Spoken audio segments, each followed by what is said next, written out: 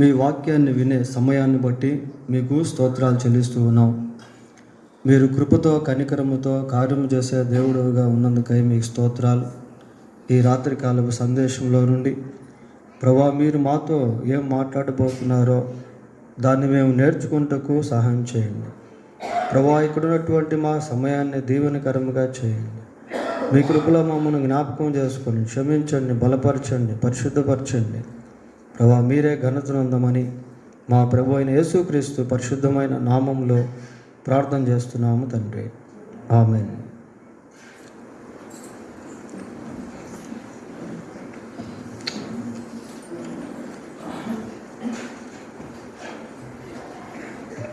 ఎఫెసీయులకు రాసిన పత్రిక, అపోస్తలుడైన పౌలు ఎఫెసీయులకు రాసిన పత్రిక 5వ అధ్యాయం 2వ వచనాన్ని చదువుకుందాం. క్రీస్తు మిమ్మును ప్రేమించి పరిమళ వాసనగా ఉండుటకు మన కొరకు తన్ను తాను దేవునికి అర్పణముగాను బలిగాను అప్పగించుకొనెను. అలాగుననే మీరును ప్రేమ కలిగి నడుచుకోండి. ఈ 2వ వచనంలో ప్రేమ అనేటువంటి పదంతో ఈ వచనం ప్రారంభించబడి ప్రేమ అనేటువంటి పదంతోనే ఈ వచనము ముగించబడింది. దేవుని ప్రేమతో ప్రారంభించబడి మానవుని యొక్క ప్రేమతో ఈ వచనము ముగించబడింది. ప్రియులారా, క్రీస్తు మిమ్మును ప్రేమించి పరిమళ వాసనగా ఉండుటకు మన కొరకు తన్ను తాను దేవునికి అర్పణముగాను బలిగాను అప్పగించుకొనెను. ఈ సిలువ ధ్యానాల దినాల్లో ప్రభు యొక్క ప్రేమను గురించి, ప్రభు యొక్క త్యాగమును గురించి, ప్రభు యొక్క సిలువ మరణమును గురించి మనం ఇంకా అనేక విషయాలు ధ్యానం చేస్తూ ఉన్నాం. యేసు ప్రభు సిలువలో మరణించేదానికి ఉన్న కారణాల్లో ఇక్కడ కూడా ఒక కారణం అనేటిది కనబడుతూ ఉంది. ప్రియులారా, ఏంటి ఇక్కడ కనబడే కారణము? ఏంటి ఇక్కడ కనబడే కారణము అనంటే, పరిమళ వాసనగా ఉండుటకు. మనము పరిమళ వాసనగా ఉండుటకు యేసుక్రీస్తు ప్రభు తన్ను తాను దేవునికి అర్పణముగాను బలిగాను అప్పగించుకున్నాడు. క్రీస్తు మిమ్మును ప్రేమించి. ప్రియులారా, దేవుని ప్రేమ ఎలాంటిది అనంటే, ఆయన ఈ భూమి మీదకు రాకముందు నుండే మానవాళి పట్ల దేవుని యొక్క ప్రేమ కనపరచబడుతూ వచ్చింది.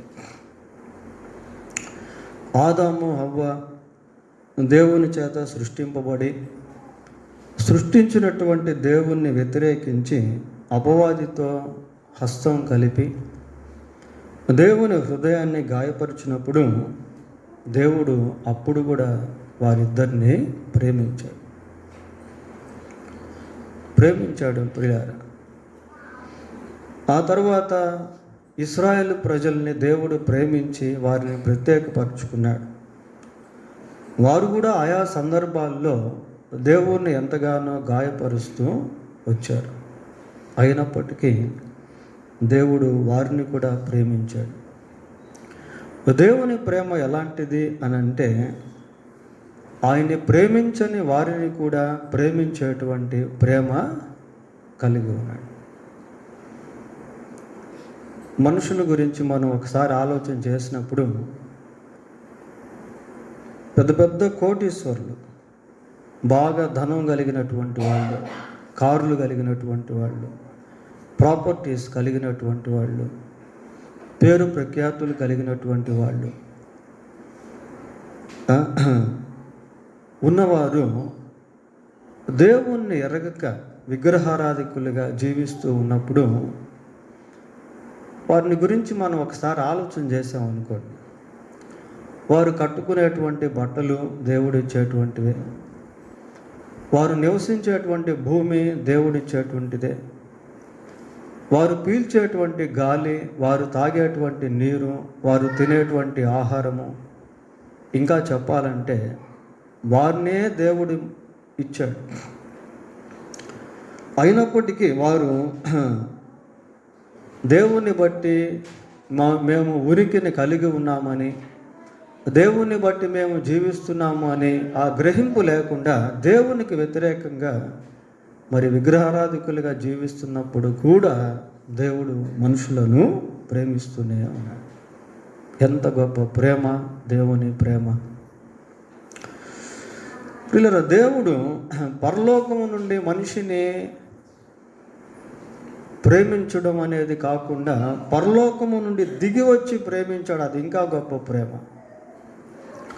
పరలోకంలో ఉండి మానవునికి కావలసినవన్నీ కూడా పంపించి వారి యొక్క అవసరతలు తీరుస్తూ వారికి కావలసినవన్నిటిని కూడా సమకూర్చి వారిని కాపాడడం మాత్రమే కాకుండా పరలోకం నుండి దిగి వచ్చి ఆయన ప్రేమను మానవాళికి వ్యక్తపరిచాడు. ప్రియులారా, అది మామూలు ప్రేమ కాదు.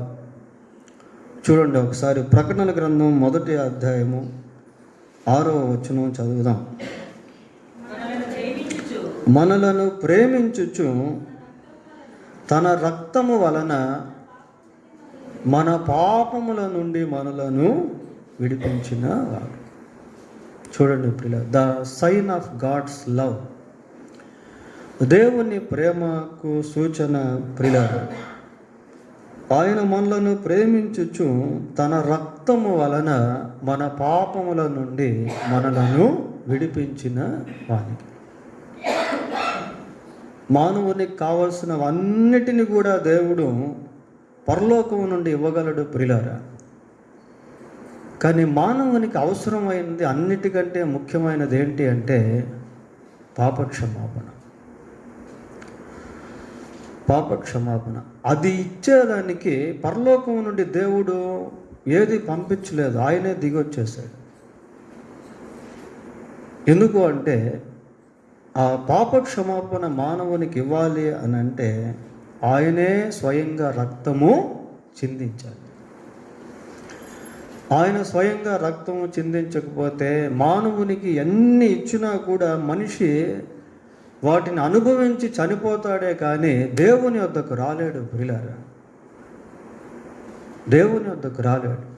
అయితే దేవుడు మానవుణ్ణి సృష్టించేటప్పుడు ఈ జంతువుల్లాగునో పక్షుల్లాగునో పశువుల్లాగునో భూమి మీద సృష్టించి వీరు కొంతకాలం జీవించి చనిపోయి మట్టికి మట్టిగా కలిసిపోవాలి అనే ఉద్దేశంతో దేవుడు మానవుణ్ణి సృష్టించలేదు. జంతువులు పక్షులు అవన్నీ కూడా అంతే. దేవుడు వాటిని సృష్టించేటప్పుడు God has appointed a specific time for every creation. ప్రతి జీవికి కూడా దేవుడు ఒక ప్రత్యేకమైన సమయాన్ని అనుమతించాడు ప్రియులారా. ఆ సమయం అయిపోగానే అవి చనిపోతాయి. మనం పెట్టి డాగ్స్ కానివ్వండి, పెట్టే యానిమల్స్ మనం గమనించినప్పుడు పెంపుడు జంతువులు వాటికి ఒక సమయం అనేది ఉంటుంది. ఆ సమయం అయిపోయిన తర్వాత మనం వాటిని ఎంత చూసినా కూడా వేస్ట్, అవి చచ్చిపోతాయి లాస్ట్కి. కానీ మనిషిని మాత్రం దేవుడు ఆ విధంగా సృష్టించలేదు. మనిషిని దేవుడు సృష్టించేటువంటి సమయంలో ఒక ప్రత్యేకమైనటువంటి ప్రణాళికతో సృష్టించాడు ప్రియులారా. నా స్వరూపమందు సృష్టింపబడినటువంటి వ్యక్తి తిరిగి నా దగ్గరికి రావాలి, నా దగ్గరికి రావాలి. పరలోకానికి మనిషి రావాలి అని అంటే పాపక్షమాపణ పొందితే తప్ప ఎవ్వరు కూడా పరలోకానికి వెళ్ళలేరు ప్రియులారా. ఈ భూమి మీద ఏది అనుభవించినా పాపక్షమాపణ పొందకుండా చనిపోతే ఎవ్వరు కూడా పరలోకానికి వెళ్ళలేరు. No one can enter God's kingdom unless receive the forgiveness of their sin. ఆయన మనలను ప్రేమించుచు తన ఏది ప్రకటన 1:6లో తన రక్తము వలన మన పాపముల నుండి మనలను విడిపించిన వాడు. మనలను ప్రేమించుచు తన రక్తము వలన మన పాపముల నుండి మనలను విడిపించను. ఇక్కడ కూడా సిలువే కనబడుతుంది ప్రియులారా. సిలువ వెనుక ఉన్నటువంటి దేవుని ఉద్దేశాలు చాలా మహోత్తరమైనటువంటివి. సిలువ వెనుక ఉన్న దేవుని ఉద్దేశాలు అన్నీ కూడా మానవునికి సంబంధించినవే. దాదాపుగా సృష్టికి సంబంధించింది కాదు, అన్నీ కూడా మానవునికి సంబంధించింది. అసలు సిలువ వేయబడిందే మానవుని కోసం దేవుడు. కొరింథీయులకు రాసిన 1 పత్రిక 15:3 క్రీస్తు మన పాపముల కొరకు మృతి పొందాడు. అంతే, అయిపోయింది. ఇంకా why Jesus was dead, he died for sake of our sin, that's all. అంతే. ఎందుకు యేసు ప్రభు చనిపోయాడంటే మన పాపం నిమిత్తం ఆయన చనిపోయాడు. అదే ఆన్సర్ ప్రియులారా. యేసు ప్రభు యొక్క సిలువే మానవుని కొరకే ఆయన సిలువ వేయబడ్డాడు. సరే, ఈ రాత్రి ఇక్కడ ఒక ప్రత్యేకమైన ఉద్దేశాన్ని మనం చదువుతూ ఉన్నాం. ఏంటి అని అంటే, క్రీస్తు మిమ్మును ప్రేమించి పరిమళ వాసనగా ఉండుటకు మన కొరకు తన్ను తాను దేవునికి అర్పణముగాను బలిగాను అప్పగించుకుని. పరిమళ వాసనగా ఉండుటకు అంట ప్రియులారా. అంటే దాని అర్థం ఏంటి? పరిమళ వాసనగా మనం ఉన్నామనే లేమని అంతే. ఉంటే మళ్ళీ అది రాయాల్సిన పని లేదు ప్రియులారా. మనం పరిమళ వాసనగా లేము, కానీ దేవుడు మనం పరిమళ వాసనగా ఉండాలని కోరుకుంటున్నాడు. మన జీవితం ఎలాంటిది అంటే చాలా దుర్భరమైనటువంటి జీవితం. ఎగ్జాంపుల్, మనం ఎవరైనా నరహత్యలో, కిడ్నాప్ కేసులు ఇలా చేసి, అంటే మేజర్ సిన్స్ అన్నమాట, రకరకాల పాపములు చేసినప్పుడు వాళ్ళని సమాజం గౌరవిస్తుందా అవమానిస్తుంది ప్రియులారా. అవమానిస్తుంది. అంటే మానవుడు చేసిన పాపమును బట్టి అవమానానికి గురయ్యాడు. దేవదూతల దగ్గర మన గౌరవం లేదు ప్రియులు. Even though we are called children of God, we have no right reputation in the sight of God's angels. మనల్ని పరిమళ వాసనగా ఉండేదానికట, మనల్ని పరిమళ వాసనగా ఉండేదానికి మనం ఉండేదానికి 38వ కీర్తన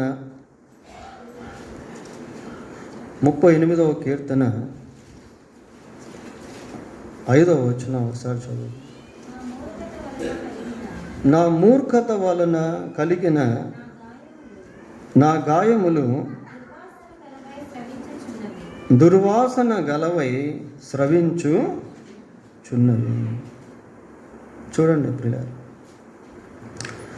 ఈ భాగం కొంచెం మనం చదువుకున్నప్పుడు 4వ వచనంలో కూడా నా దోషములు నా తల మీదుగా పొర్లి పోయినవి. తల మీదుగా అంటున్నాడు. తల మీదుగా అనే పదాన్ని మనం ఎప్పుడు వాడతాం జనరల్గా?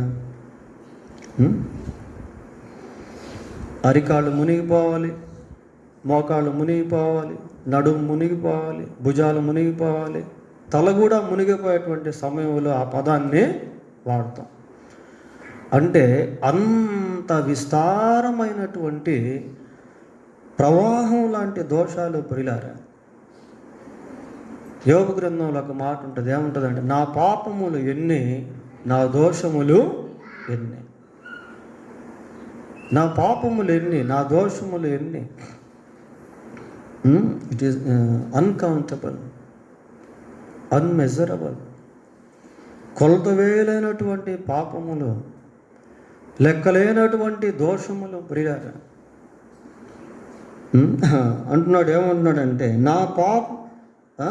నా దోషములు నా తల మీదుగా పొర్లిపోయినవి, నేను మోయలేని బరువు వలె అవి నా మీద మోపబడి ఉన్నవి. నా మూర్ఖత వలన కలిగిన నా గాయములు దుర్వాసన గలవై స్రవించుచున్నవి. పరిమళ వాసన లేదు ప్రియులారా. ఈ కుష్టు వ్యాధులు ఉంటారు చూసారా, వాళ్ళ గాయాలు రక్తసిక్తమై చీము గారుతూ వాళ్ళ దగ్గరికి వెళ్ళినప్పుడు ఒక విధమైనటువంటి వాసన వస్తూ ఉంటుంది. అలాగే కాలిన శరీరం కాలిపోయింది అనుకోండి, వాళ్ళ దగ్గరికి వెళ్తే ఒక విధమైనటువంటి దుర్వాసన వస్తుంది. హాస్పిటల్స్లో విభాగాలు ఉంటాయి. కాళ్ళు చేతులు ఇరిగినటువంటి వాళ్ళకి ఆర్థోపెడిక్ వార్డు ఒకటి, కాలిన శరీరాలు ఉంటాయి వాళ్ళకి సపరేట్ వార్డు ఉంటుంది. వీళ్ళలో కలపరు వాళ్ళని. వాళ్ళ దగ్గరికి వెళ్తే మనం భరించలేము ప్రియులారా. భయంకరమైనటువంటి వాసన వస్తూ ఉంటుంది, కాలిన శరీరాలు వాసన.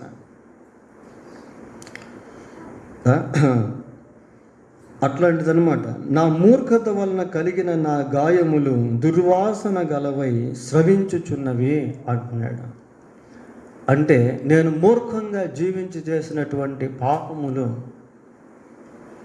నేను మూర్ఖంగా జీవించి చేసినటువంటి దోషములు అవి దుర్వాసన గలవై స్రవించడం అంటే ఆ రక్తము చీము నీరు కారుతూ ఉంటుంది చూడండి, ఆ ద్రవ పదార్థం వల్ల అలాంటిది అనమాట. అటువంటిది మానవుని యొక్క జీవితం.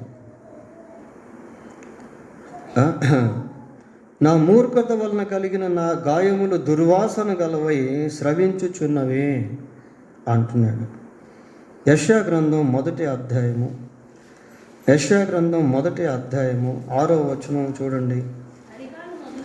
అరికాల మొదలుకొని తల వరకు స్వస్థత కొంచెమైనను లేదు. ఎక్కడ చూచినను గాయములు, దెబ్బలు, పచ్చి పుండ్లు, అవి పిండబడలేదు, కట్టబడలేదు, తైలముతో మెత్తన చేయబడు. అరికాలు మొదలుకొని తల వరకు అంట ప్రియులారా. అంటే ఇంకా there is no another part of the body, there is no another organ of our body from the bottom of head. అంటే అరికాలు మొదలుకొని హెడ్ టు ఫుట్, అరికాలు మొదలుకొని తల వరకు గాయాలే,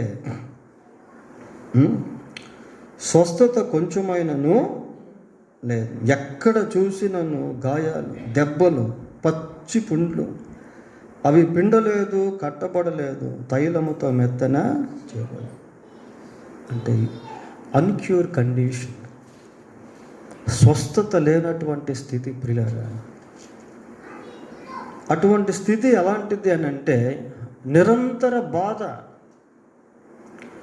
శరీరంలో ఇటువంటి స్థితి మనం కలిగి ఉంటే అరికాలు మొదలుకుని నడినెత్తి వరకు మనకు అసలు నెమ్మది ఉంటుందా ప్రియులారా? నేను రోజు ప్రేయర్ చేస్తూ ఉంటాను. కొద్దిమంది నిరంతరం శరీరంలో బాధ అనుభవిస్తూ ఉంటారు, నిరంతరం గ్యాప్ లేకుండా బాధ అనుభవిస్తూనే ఉంటారు ప్రియులారా. అటువంటి జబ్బులు కూడా ఉంటాయి. చాలా బాధకరమైన విషయాలు అవి. ఎక్కడ చూసినా గాయాలు, దెబ్బలు, పచ్చి పుండ్లు, అవి పిండబడలేదు, కట్టబడలేదు, తైలముతో మెత్తన చేయబడు. ఎందుకు అసలు ఇది? ఎందుకు ఇలాంటి దుర్భరమైనటువంటి స్థితి అని అంటే చూడండి, 4వ వచనం అంటాడు, పాపిష్టి జనమ, దోషభరితమైన ప్రజలారా, దుష్ట సంతానమా, చెరుపు చేయు పిల్లలారా, మీకు శ్రమ. ఈ శ్రమలు, ఈ కష్టాలు, ఈ బాధలు, ఈ వేదనలు, ఈ ఆర్థిక ఇబ్బందుల్లో, ఈ దరిద్రత, ఈ పేదరికం, ఈ శాపాలు, ఇవన్నీ ఎందుకు వచ్చాయి మానవుని యొక్క జీవితంలో అంటే పాపాన్ని మనిషి ఇష్టపడ్డాడు ప్రియులారా. అందుకే పాపిష్టి జనమా అంటున్నాడు, పాపాన్ని ఇష్టపడేటువంటి జనులారా అంటున్నాడు. దోషభరితమైన ప్రజలారా, దోషాన్ని భరిస్తూ ఉన్నారు. దుష్ట సంతానమా, చెరుపు చేయు పిల్లలారా. దుష్ట సంతానం అనేటువంటి మాట చిన్న మాట కాదు, అది చిన్న మాట కాదు ప్రియులారా. అసలు సంతానం ఎవరిది? దేవుంది. దేవుడే కదా మానవుణ్ణి సృష్టించింది. దుష్టుడు సృష్టించాడా? సైతాన్ని సృష్టించాడా మానవుణ్ణి? లేదు ప్రియులారా, దేవుడే సృష్టించాడు. మరి దేవుని చేత సృష్టింపబడినటువంటి సంతానము ఇప్పుడు ఎవరు సంతానంగా పిలువబడుతున్నారు? దుష్ట సంతానముగా పిలువబడుతున్నారు. మీరు అపవాది పిల్లలు అని అంటే యేసుప్రభు అంటాడు యోహాను సువార్తలో. మత్తయి సువార్త 23వ అధ్యాయంలో సర్ప సంతానమా అంటాడు. ప్రియులారా, దేవుని సంతానముగా ఉండాల్సినటువంటి ప్రజలు దుష్ట సంతానంగా మారారు, సర్ప సంతానముగా మారారు, అపవాది సంతానముగా మరి ఎక్కడ చూసినా గాయాలు, పచ్చి పుండ్లు. లూకా సువార్త 10వ అధ్యాయము, లూకా సువార్త 10వ అధ్యాయము 30వ వచనం కూడా చదువుకుందాం.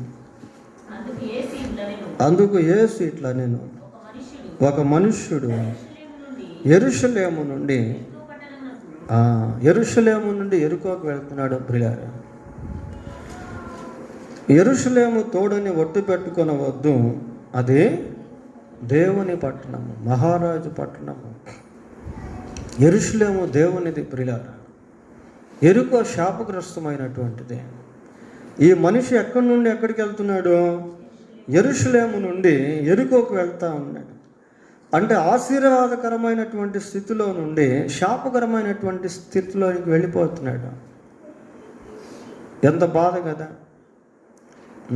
తప్పిపోయిన కుమారుడు తప్పిపోక ముందు తండ్రి దగ్గర ఉన్నాడు. తండ్రి దగ్గర సకలం జరిగిపోతున్నాయి ప్రియులారా. ఏ పూటకు ఆ పూట తిండి, ప్రశస్తమైనటువంటి వస్త్రాలు, చేతికి బంగారు, వేలుకి బంగారు ఉంగరం, మంచి చెప్పులు, మంచి ఉద్యోగం, మంచి అధికారం, చేతి కింద ఎంతోమంది పనివాళ్ళు, అధికారం కలిగినటువంటి స్థితి.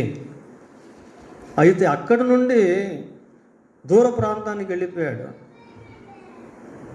దూరపు కొండలు నునుపు అంటారు కదా, ఆ టైప్లో దూర ప్రాంతానికి వెళ్ళిపోయాడు ప్రియులారా. దూర ప్రాంతానికి వెళ్ళిపోయి నాకు ఏమైనాయంటే ఉన్న డబ్బంతా అయిపోయింది.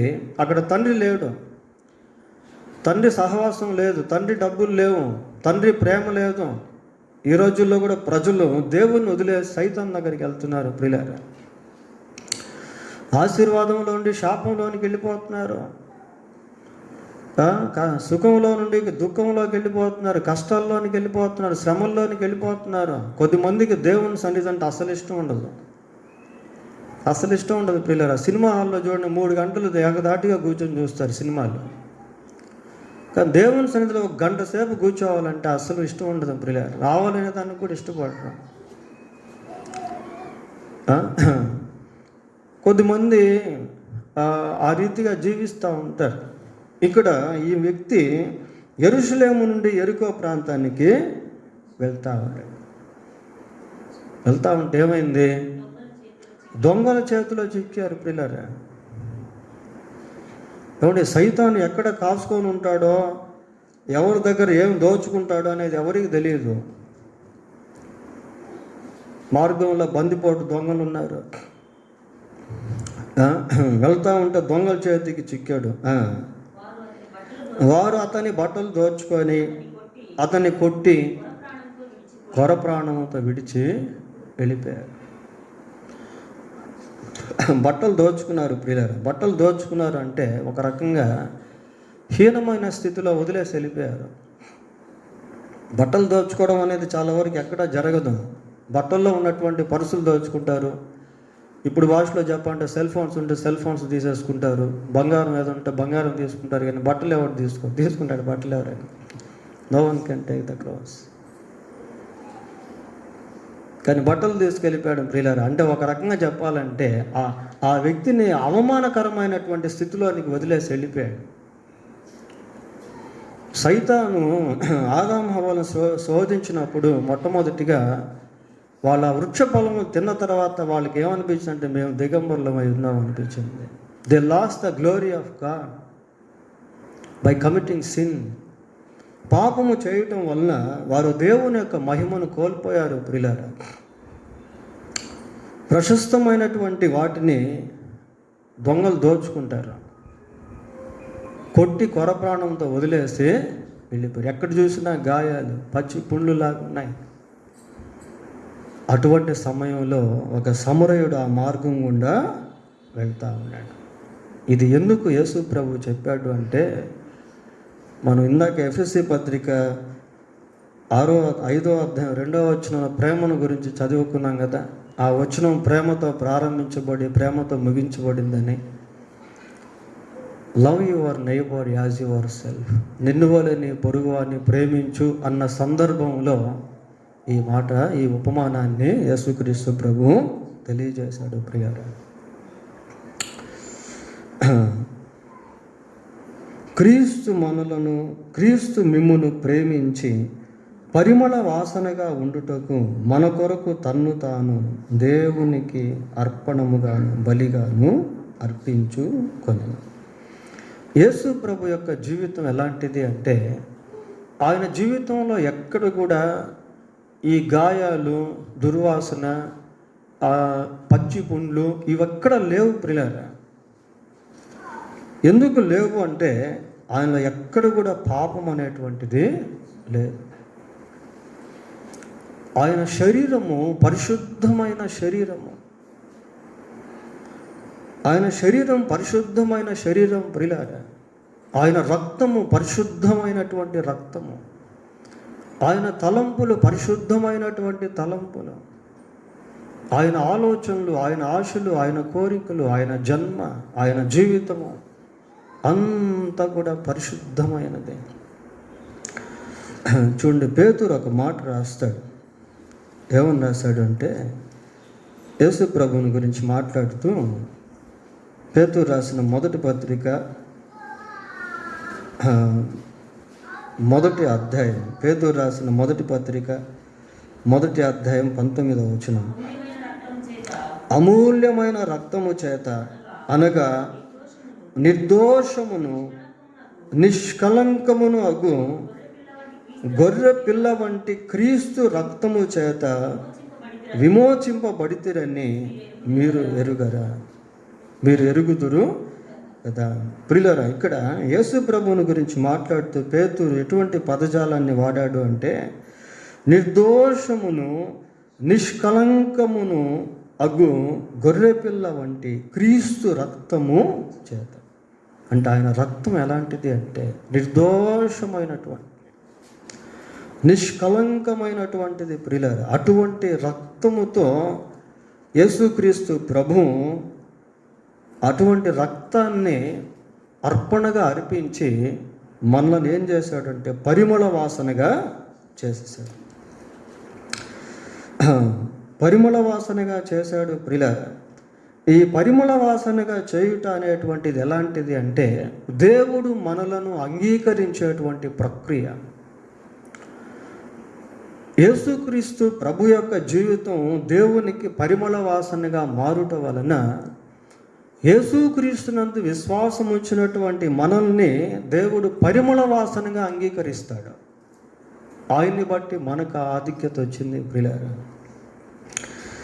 The acceptance of God towards human beings, మానవుల పట్ల దేవుని యొక్క అంగీకారము ప్రియులారా.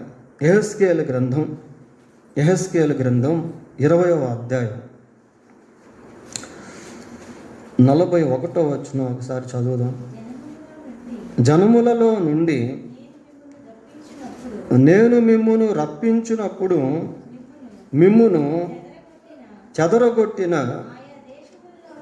ఆయా దేశముల్లో నుండి మిమ్మును సమకూర్చునప్పుడును పరిమళ ధూపముగా మిమ్మును అంగీకరించదును.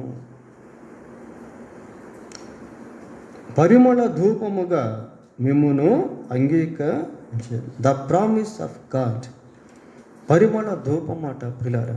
అంటే ఇక్కడ దేవుని యొక్క అంగీకారమును గురించి మనము చదువుతూ ఉన్నాం. దేవుని యొక్క అంగీకారము ప్రియులారా, దేవుడు మనల్ని అంగీకరించాడు. అయితే ఇక్కడ ఒక ట్విస్ట్ అనేది ఉంది. ఏంటంటే if we want God to accept us, దేవుడు మనల్ని అంగీకరించాలి అని అంటే మనము ఆయన్ని అంగీకరించే వారంగా ఉండాలి. దేవుడు మనల్ని ఆల్రెడీ అంగీకరించేశాడు ప్రియులారా. అంగీకారాన్ని మనం గుర్తించి ఆయన అంగీకరించే వారంగా ఉండాలి. ఆయన ఎందరైతే అంగీకరించరో అనగా ఆయన నామమందు విశ్వాసముంచు ప్రతి వారికి దేవుని పిల్లలగుటకు ఆయన అధికారము అనుగ్రహించెను. ఈ అంగీకారం అనేటువంటిది ఆల్రెడీ దేవుడు మానవుని పట్ల చేశాడు ప్రియులారా. యేసుక్రీస్తు బలియాగము ద్వారా దేవుడు మానవుని అంగీకరించాడు. అయితే అంగీకారాన్ని మనం స్వీకరించాలి. మనం స్వీకరించాలంటే మనం దేవుని అంగీకరించాలి.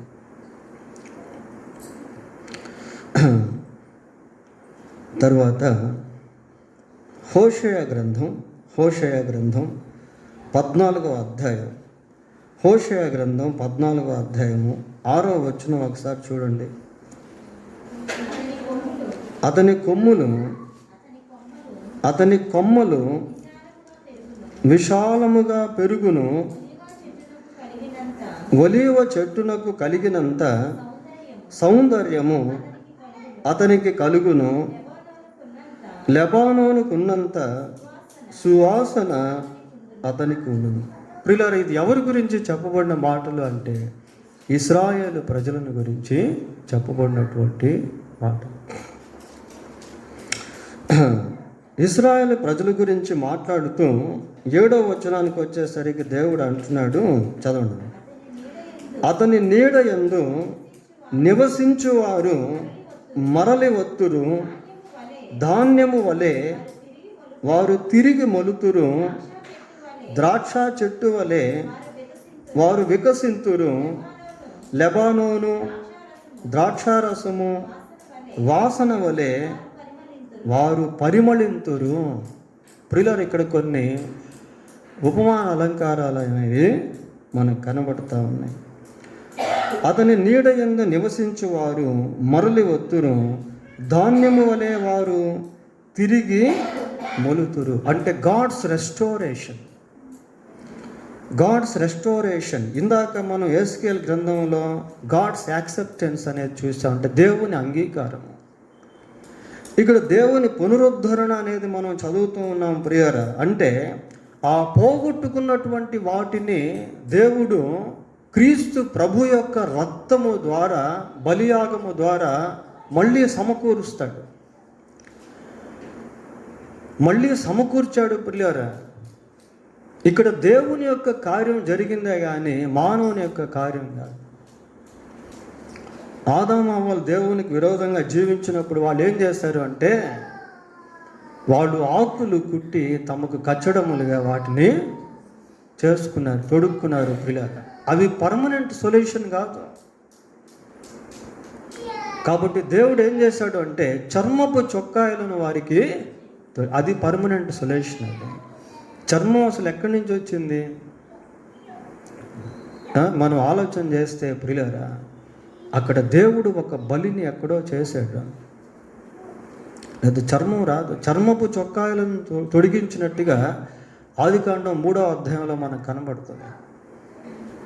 అంటే దేవుడు ఇచ్చేటువంటి పరిష్కారం శాశ్వతమైనటువంటిది. మానవుని యొక్క స్వనీతి కార్యాల ద్వారా మనిషి ఎప్పుడు కూడా పాపమును కప్పుకోలేడు ప్రియులారా,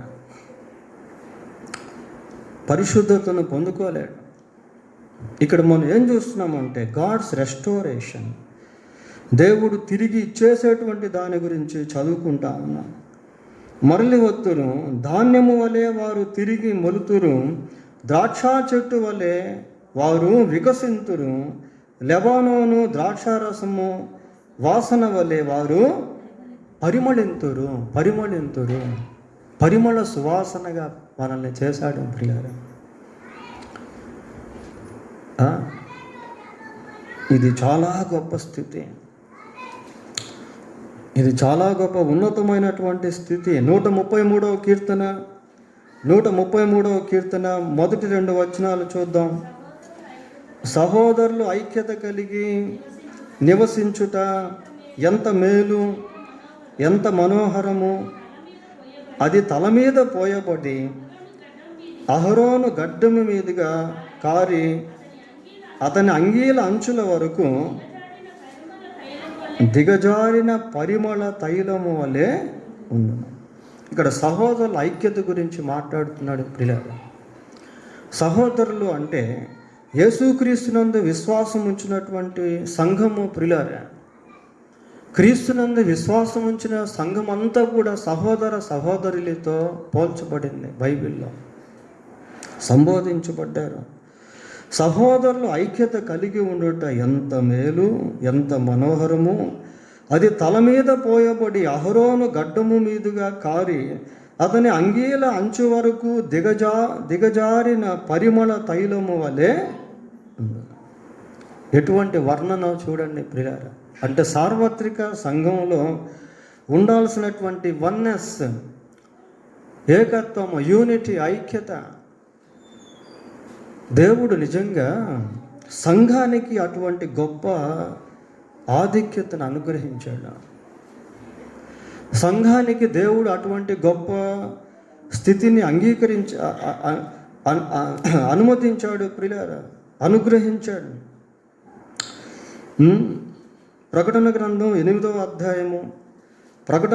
8వ అధ్యాయము 3-4 వచనాలు చదువుదాం.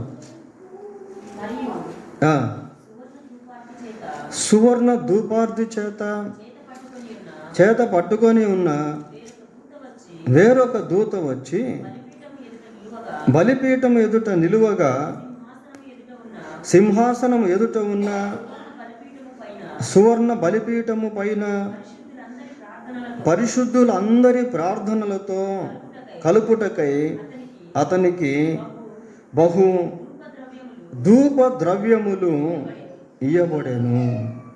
చూడండి ప్రియులారా, ధూప ద్రవ్యములను గురించి వింటా ఉన్నాం. ఈ ఇన్సిడెంట్ ఎక్కడ అంటే it is not on the earth.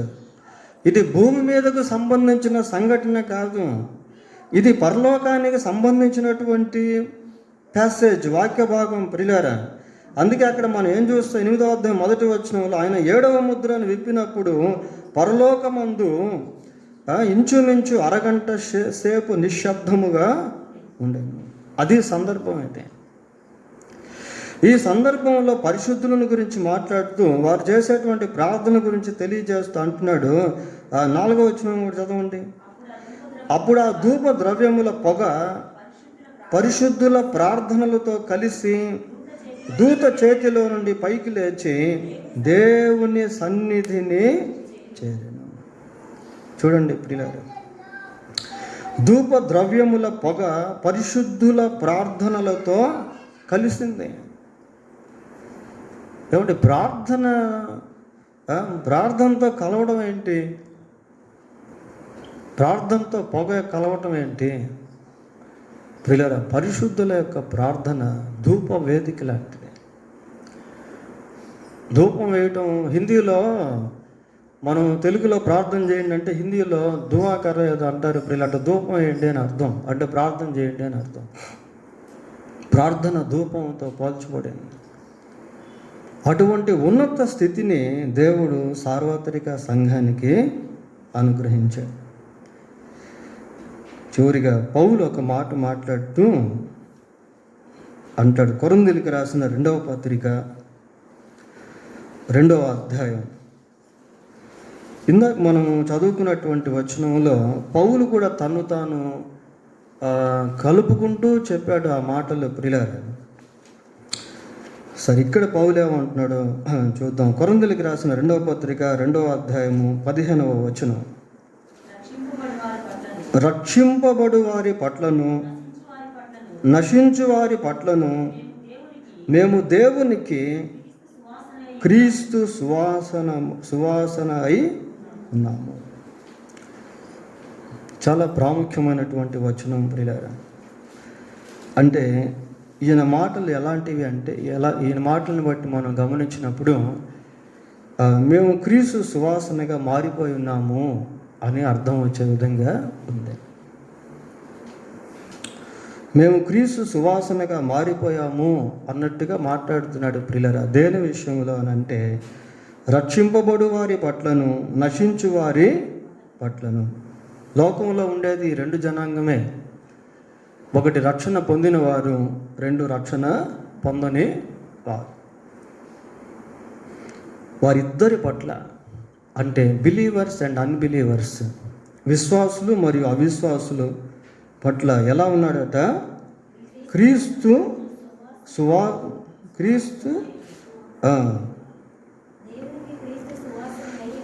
దేవునికి క్రీస్తు సువాసన అయి ఉన్నాము అంటున్నాడు పిల్లలు. రక్షింపబడు వారి పట్లను, నశించు వారి పట్లను మేము దేవునికి క్రీస్తు సువాసన అయి ఉన్నాము. నశించు వారికి మరణార్థమైన మరణపు వాసనగాను, రక్షింపబడిన వారికి జీవార్థమైన జీవపు వాసనగాను ఉన్నాము. రక్షింపబడు వారికి ప్రియులారా, దే బికేమ్ వాళ్ళు ఆ విధంగా సువాసనకరమైనటువంటి స్థితిలోనికి మారిపోయారు. సంఘాన్ని కూడా దేవుడు ఆ రీతిగా చేశాడు. మన జీవితం ఎలాగుండాలి అంటే అటు అన్యులకు ఇటు విశ్వాసులకు దీవెనకరంగా ఉండాలి. విశ్వాసులకు అవిశ్వాసులకు ఇద్దరికీ దీవెనకరంగా ఉండాలి ప్రియులారా. ప్రభువు మాట్లాడుతూ సంఘమును గురించి, మీరు లోకమునకు వెలుగై ఉన్నారు, మీరు లోకమునకు ఉప్పై ఉన్నారు.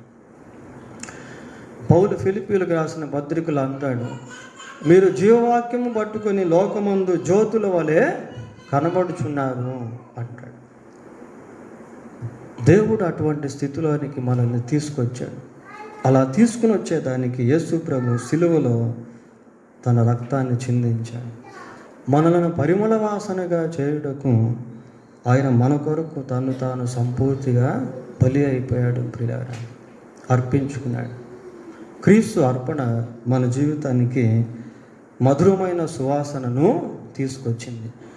ఇకపోతే చివరిగా ప్రేమను గురించి అక్కడ మనం చదివాం. ఆ వచనంలో మొదటిగా క్రీస్తు ప్రేమ, చివరిలో మానవుని యొక్క ప్రేమ ప్రియులారా. ఆయన మనల్ని ఏ విధంగా ప్రేమించాడో మనం ఆ విధంగా ప్రేమించమన్నట్టుగా ఆ వచనం ముగింపులో మనకు తెలియజేస్తూ ఉంది. చూడండి, ఆ వచనం మళ్ళీ ఒకసారి చూసి ముగిద్దాం. క్రీస్తు మిమ్మును ప్రేమించి పరిమళ వాసనగా ఉండుటకు మన కొరకు తన్ను తాను దేవునికి అర్పణముగాను బలిగాను అప్పగించుకొనేను. అలాగుననే మీరును ప్రేమ కలిగి నడుచుకొనుడి. ఈ ప్రేమ అనేటువంటిది మొట్టమొదటిగా దేవుణ్ణి ప్రేమించడం ప్రియులారా. దేవుణ్ణి ప్రేమించడం పూర్ణాత్మతో, పూర్ణ హృదయంతో, పూర్ణ మనసుతో, పూర్ణ వివేకంతో దేవుని ప్రేమ అలాంటిదే. దేవుడు మానవుడిని సంపూర్తిగా ప్రేమించాడు. మానవుని పట్ల దేవుని యొక్క ప్రేమలో ఎటువంటి లోటుపాట్లు అనేవి లేవు ప్రియారా. దేవుడు పాపిని ప్రేమించాడు, శత్రువుని ప్రేమించాడు. ఈ ప్రేమ మన జీవితంలో కూడా ఆయన్ని ప్రేమించేటువంటి వారముగా ఉండాలని, ఇటు ప్రేమ మన కుటుంబ జీవితంలో కూడా కలిగిన వారముగా ఉండాలని, ఇటువంటి ప్రేమ సంఘంలో విశ్వాసులు కలిగి ఉండాలని, ఇటువంటి ప్రేమ మన పొరుగు వారి పట్ల కలిగి ఉండాలని దేవుని యొక్క నిర్వచనము ప్రియులారా. The definition of God's love, అది దేవుని యొక్క ప్రేమ నిర్వచనముగా ఉన్నట్టు మనము చూస్తాము. దేవుడు తన వాక్యాన్ని దీవించునిగాక. ప్రార్థన చేసుకుందాం. ప్రార్థన.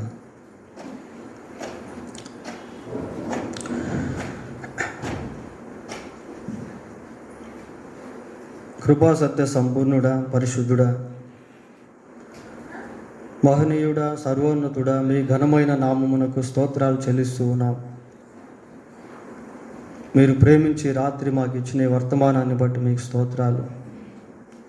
విన్న ఈ వర్తమానం మాకు దీవెనకరంగా చేయండి.